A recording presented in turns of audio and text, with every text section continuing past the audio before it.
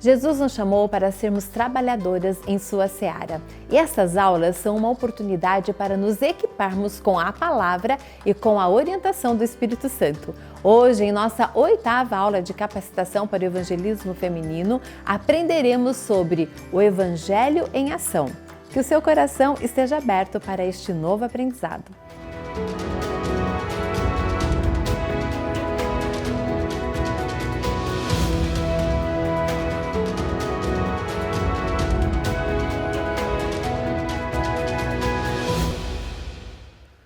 Olá, tudo bem com você? Hoje nós vamos falar um pouquinho sobre o evangelismo através do serviço e da compaixão. Provavelmente você já ouviu falar daquela história no mundo empresarial que conta o relato de 4 personagens: o alguém, o todo mundo, qualquer um e o ninguém. Havia um trabalho importante a ser feito e todo mundo tinha certeza de que alguém o faria. Qualquer um poderia fazer, mas ninguém o fez. Alguém se zangou porque era um trabalho de todo mundo e todo mundo pensou que qualquer um poderia fazer, mas ninguém imaginou que todo mundo deixaria de fazer. Ao final, todo mundo culpou alguém quando ninguém fez o que qualquer um poderia fazer. Essa realidade ela não pode acontecer no contexto da igreja, porque nós precisamos ser uma igreja relevante na comunidade. Eu não sei quantos de vocês se lembram dessa lição da Escola Sabatina do ano 2016, o 3º trimestre. Em uma das partes, o autor faz a seguinte pergunta: se a igreja que você congrega, ela fosse instantaneamente retirada do bairro que ela está inserida, faria falta ou ninguém perceberia a sua ausência? Você já parou para pensar nisso? Eu queria que você imaginasse a sua igreja agora. Se em algum momento essa igreja desaparecesse do bairro, faria falta ou ninguém perceberia a sua ausência? A grande verdade é que nós precisamos ser uma igreja relevante na comunidade. E o que Deus espera desta igreja? Qual é a nossa missão? Quando a gente olha na grande comissão, em Mateus capítulo 28, a partir dos versos 18, lemos o seguinte: Jesus, aproximando-se, falou-lhes dizendo: toda autoridade me foi dada no céu e na terra. Ide, portanto, e fazei discípulos de todas as nações, batizando-os em nome do Pai, do Filho e do Espírito Santo, ensinando-os a guardar todas as coisas que vos tenho ordenado, e eis que estou convosco todos os dias até a consumação do século. Aqui Jesus apresenta a totalidade do seu chamado. Ele começa dizendo o seguinte: toda autoridade me foi dada no céu e na terra. Ele mostra o poder da missão. Ide por todo o mundo, o alvo da missão, ensinando todas as coisas, o conteúdo da missão, e estarei convosco todos os dias, a continuidade da missão. A gente percebe também nesse contexto que a grande comissão não é simplesmente uma opção a ser considerada, mas um mandamento a ser obedecido. E Ellen White, quando faz menção da grande comissão, ela toca nesse ponto indiretamente, dizendo o seguinte, palavras fortes e bem diretas para a igreja de Deus. Ela diz o seguinte: é fazendo a obra de Cristo que a igreja tem a promessa de sua presença. Ide, ela faz menção aqui da grande comissão. Tomar o seu jugo é uma das primeiras condições para receber-lhe o poder. A própria vida da igreja depende de sua fidelidade em cumprir a comissão do Senhor. Negligenciar essa obra é convidar a fraqueza e a decadência espirituais, onde não há ativo trabalho em benefício de outros, o amor diminui e definha a fé. Segundo Ellen White, nesse texto, quando a gente negligencia o cumprimento da grande comissão, nós estamos convidando a fraqueza e a decadência espiritual, e onde não há ativo trabalho em benefício de outros, o amor vai diminuir e a fé será definhada. eu e você precisamos nos envolver diretamente no cumprimento da missão. Philip Yancey, ele chegou a dizer o seguinte: a missão do cristão é tornar visível um Deus que é invisível. E a pergunta é: como tornar visível um Deus que é invisível? A gente vai falar um pouquinho sobre isso em termos práticos, mas antes eu queria que você refletisse nessa frase. Olha o que disse Aaron Burns. Ele diz o seguinte: você nunca terá uma segunda chance de causar uma primeira boa impressão. Então, a pergunta no contexto do evangelismo é: como causar uma primeira boa impressão de imediato? Porque não teremos uma segunda chance de causar uma primeira boa impressão. A resposta para essa pergunta está no preparo. É isso mesmo, o planejamento.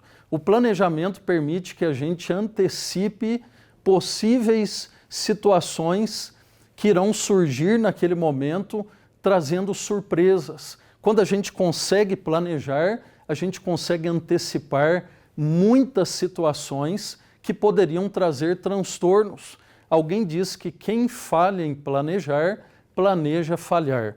E eu queria falar aqui de alguns detalhes cruciais nesse planejamento envolvendo o evangelismo através da compaixão. Primeiro ponto indispensável tem que ver com a oração. Ellen White vai dizer que nós devemos orar como se todo louvor e eficiência fossem atribuíveis a Deus, e devemos labutar como se todo dever fosse nosso.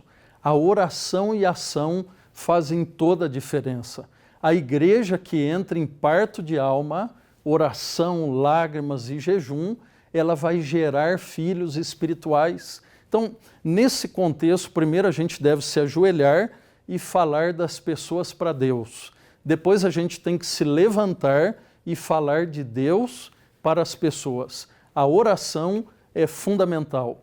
Outro ponto crucial na dinâmica do evangelismo nesse processo tem que ver com o conhecimento da comunidade-alvo do evangelismo, conhecendo um pouquinho a realidade que a igreja está inserida, fazendo ali mapeamentos, o levantamento de dados, através de estatísticas e várias alternativas para a gente poder fazer um levantamento preciso acerca do local que a igreja está inserido. Quem são as pessoas que moram naquela localidade? Também é crucial. Quais são as necessidades da comunidade que pretendemos alcançar? E dentro desse contexto, Ellen White vai apresentar aqui um pensamento áureo, que é a fórmula do sucesso.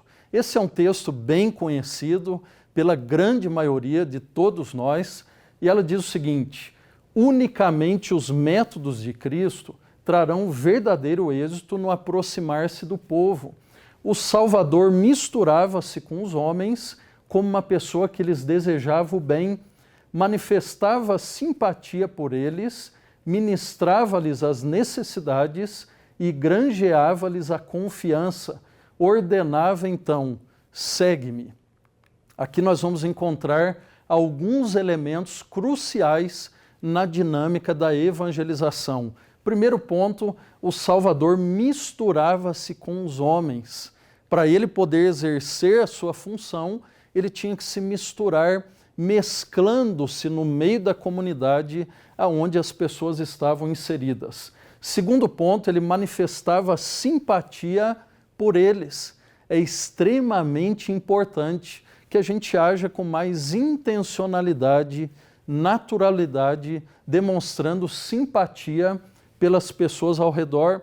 Depois ele ministrava-lhes as necessidades, conhecia exatamente quais eram as necessidades das pessoas e procurava supri-las também em algum momento. Ordenava então: segue-me, envolvendo um processo de discipulado e salvação. E eu deixei por último aqui essa característica, porque ele demonstrava que lhes desejava o bem. A gente só pode desejar o bem dos amigos ao nosso redor quando a gente tem amor no coração. O amor é o elemento crucial para a gente poder alcançar mais pessoas para a glória de Deus. Por isso, o amor é a marca distintiva dos discípulos, é o indicativo supremo do verdadeiro discipulado. A Bíblia não diz: nisto conhecerão que sois meus discípulos, se jejuardes uma vez por mês. O jejum é crucialmente importante, mas não é a marca do verdadeiro discipulado. A Bíblia também não diz: nisto conhecerão que sois meus discípulos, se frequentardes todos os cultos. Frequentar os cultos é importante, extremamente relevante, mas não é a marca distintiva do discipulado. A Bíblia vai dizer de forma muito clara: nisto todos conhecerão que vocês são meus discípulos, se tiverem amor uns aos outros. Ellen White vai dizer também no Desejado de Todas as Nações: Cristo mencionou apenas uma condição de discipulado e serviço. Ele perguntou para Pedro: tu me amas? Tu me amas? Tu me amas? E depois que a resposta foi afirmativa, foi positiva, ele disse: apacenta as minhas ovelhas. Essa é a qualificação essencial de acordo com Ellen White. A pergunta de Deus não é o quanto sabemos, o quanto possuímos, mas o quão dispostos nós estamos a desenvolver o amor, que é a marca do verdadeiro discípulo. O amor de Cristo não é um sentimento volúvel, mas um princípio vivo, o qual se manifesta como um poder permanente no coração. É crucial desenvolvermos o amor. E aí entra também a importância dos relacionamentos. A gente procurar construir mais pontes e romper muralhas, barreiras que nos impedem de ter um contato mais próximo das pessoas. Então, nós precisamos estabelecer conexões, pontos de contato, conhecer os hobbies das pessoas ao nosso redor, ter maiores interações com as pessoas, conhecer também os seus interesses comuns, jardinagem, esporte, cultura, educação, família. A gente procurar conhecer detalhadamente os maiores interesses das pessoas que pretendemos alcançar, livro, cozinha e etc. Outro princípio crucial tem que ver com a necessidade. Eu e você precisamos conhecer quais as verdadeiras necessidades das pessoas que pretendemos alcançar, porque através do suprimento das necessidades, elas irão abrir as avenidas da alma, tornando-se mais receptivas à pregação do Evangelho. E essas necessidades, elas giram em torno do aspecto físico, emocional, social, espiritual. Veja o que Ellen White escreveu sobre a importância da gente desenvolver compaixão, nos preocupando verdadeiramente com as pessoas nas suas necessidades.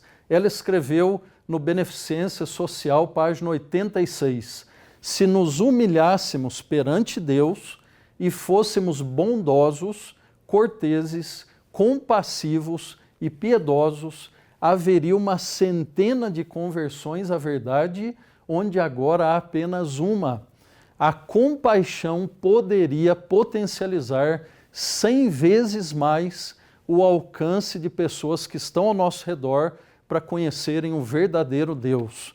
Ela continua dizendo também o seguinte: os adventistas devem primeiramente atender às necessidades temporais e então encontrarão uma avenida aberta para o coração.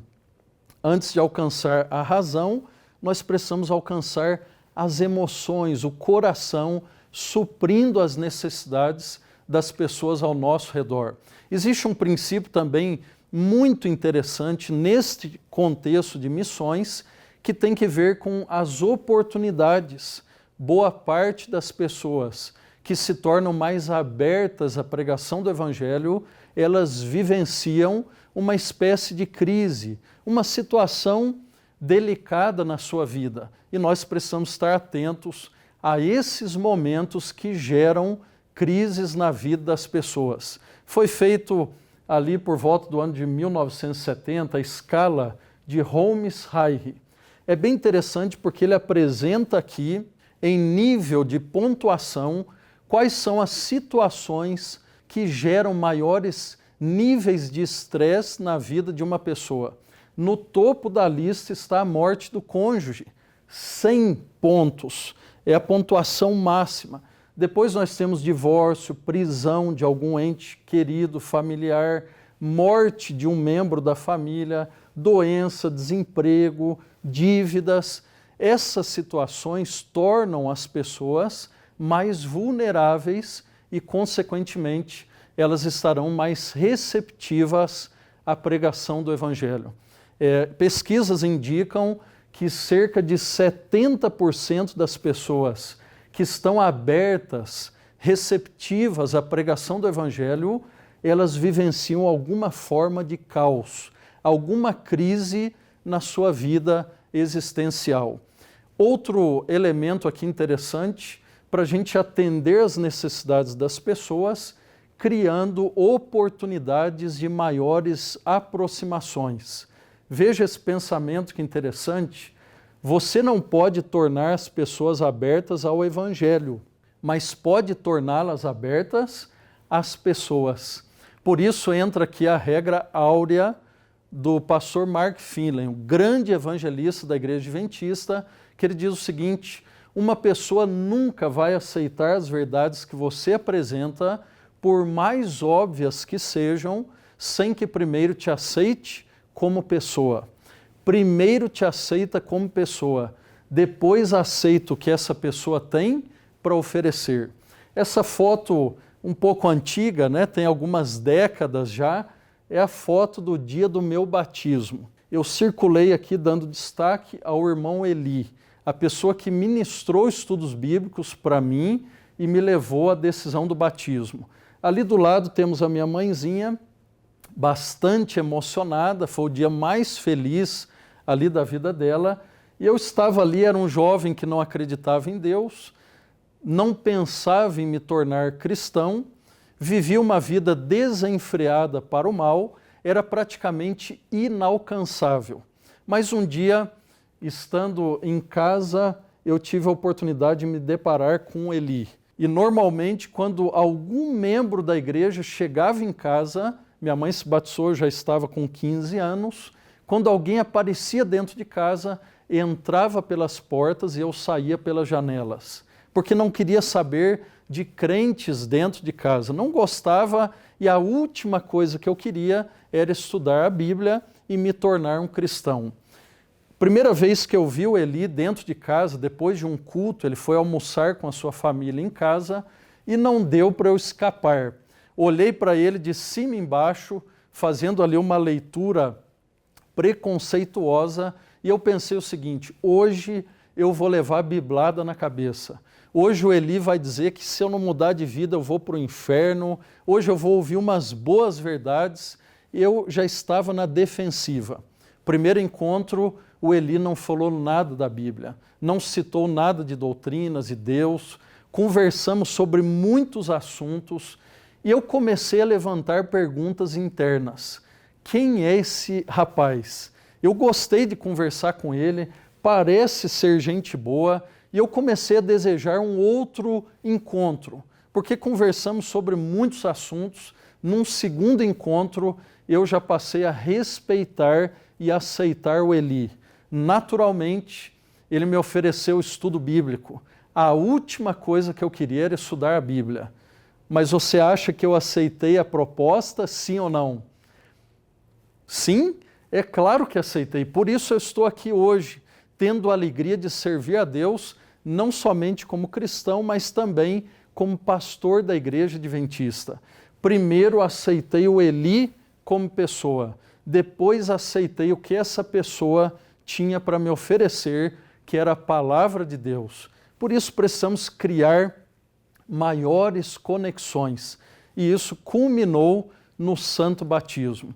Crie também duplas missionárias, com mais intencionalidade. O Eli, depois que me levou ao batismo, ele agora me trouxe para mais perto e disse o seguinte: a partir de hoje você vai ser o meu dupla missionário. E onde o Eli ia realizar o trabalho missionário, eu estava junto, próximo, acompanhando também nas diversas oportunidades de pregação do Evangelho. Outro elemento crucial: ouça as pessoas, seja um ouvinte ativo. Sabe qual é a diferença entre o ouvinte ativo e o ouvinte passivo? É que o ouvinte ativo, ele vai ouvir você com os dois ouvidos atentos e o coração aberto. Ele vai se importar realmente fazendo perguntas, desejando conhecer mais. O ouvinte passivo é aquele que está ali fisicamente, mas a mente está vagueando por aí, porque enquanto você fala, ele está preocupado, ou ela, com o que vai dizer depois. Seja um ouvinte ativo, preocupado verdadeiramente com a pessoa que está ao seu redor. Também faça discípulos, crie aproximações, estudo da Bíblia, valorize o crescimento, a maturidade espiritual dessa pessoa ao longo da jornada. E vários detalhes aqui também práticos. Quando você estiver orando por alguém que você pretende alcançar, faça ou cozinhe alguma coisa ali especial para essas pessoas. Há um provérbio árabe que diz que a gente só conhece uma pessoa verdadeiramente quando come 1 quilo de sal com ela. É óbvio que nós não vamos comer 1 quilo literal de sal na hora, mas a continuidade, tendo um momento de diálogo ali com a pessoa, comendo juntos ali alguma coisa. Mande um cartão quando você estiver em viagem. Escreva um cartão, coloque um texto da Bíblia, uma mensagem de Deus, de fé, de esperança. Seja simpática, prestativa, em tempos de necessidades também. Convide esses amigos para almoçar na sua casa, tendo um momento de maior proximidade. Partilhe ali de alguns legumes da sua horta com essas pessoas. Se ofereça também para cuidar da casa dela enquanto ela sai de viagem. Faça alguma coisa que realmente seja relevante para essa pessoa e que se torne uma ajuda, um apoio verdadeiro no momento em que ela precise. Ações de compaixão, analisando ali as famílias que temos, que são atendidas pela ASA, o chá do Ministério da Mulher, criando laços, o bazar solidário, dependendo do contexto da comunidade, cursos como deixar de fumar, cursos de capacitação culinária, educação financeira. Ofereçam apoio para pais de primeira viagem, por exemplo, pais que têm talvez essa situação delicada, desafiadora, nova para ela, para o contexto. Seja um apoio, um ajudador, ajudadora. Também feiras de saúde, proximidade com os Calebes, num movimento de ação social na comunidade, reencontros, buscando alcançar, resgatar muitos dos nossos amigos que não estão mais em nosso meio. Enfim, são várias estratégias e Deus certamente vai te dar também a capacidade para você criar, inovando maneiras de alcançar mais pessoas para o reino dos céus. Dwight Moody, um grande evangelista, diz o seguinte: o cristão que está nesta terra e não se envolve com a salvação de pessoas é como um bombeiro que corre para um prédio em chamas, preocupado com um quadro torto na parede. Quando filhos e filhas de Deus estão nesta terra e não colaboram para a salvação de pessoas, é como aquele bombeiro que tem uma roupa especial, recursos, capacidade, que poderia ajudar a salvar vidas, mas ele vai preocupado com os quadros tortos nas paredes, aquilo que é periférico e que não tem que ver com a salvação de pessoas. Ellen White escreveu o seguinte: uma alma tem mais valor para o céu do que um mundo inteiro de propriedades, casas, terras e dinheiro. Jesus morreu por mim e por você, morreu por pessoas. E quando ele voltar com grande poder e glória, ele virá buscar pessoas, porque é o seu bem mais precioso que ainda está aqui nesta terra. Nós vamos ter eternidade para celebrar com os amigos que serão salvos, mas temos apenas esta vida para alcançá-los. Por isso, o desafio é que você se permita ser um instrumento poderoso nas mãos de Deus. Seja o braço estendido de Deus, o sorriso de Deus. É uma maneira de tornar visível um Deus que é invisível. Enquanto homens estão à procura de melhores métodos, Deus está à procura de melhores homens e mulheres. Seja um instrumento vivo nas mãos de Deus e que através da sua vida mais pessoas sejam alcançadas pelo poder do Evangelho. Que Deus te abençoe, um grande abraço e que nós tenhamos um movimento extraordinário na dinâmica do evangelismo. Porque evangelismo não é simplesmente um programa, mas um processo que deve permear as ênfases, atividades e propósitos de toda a igreja. Um grande abraço, Deus te abençoe.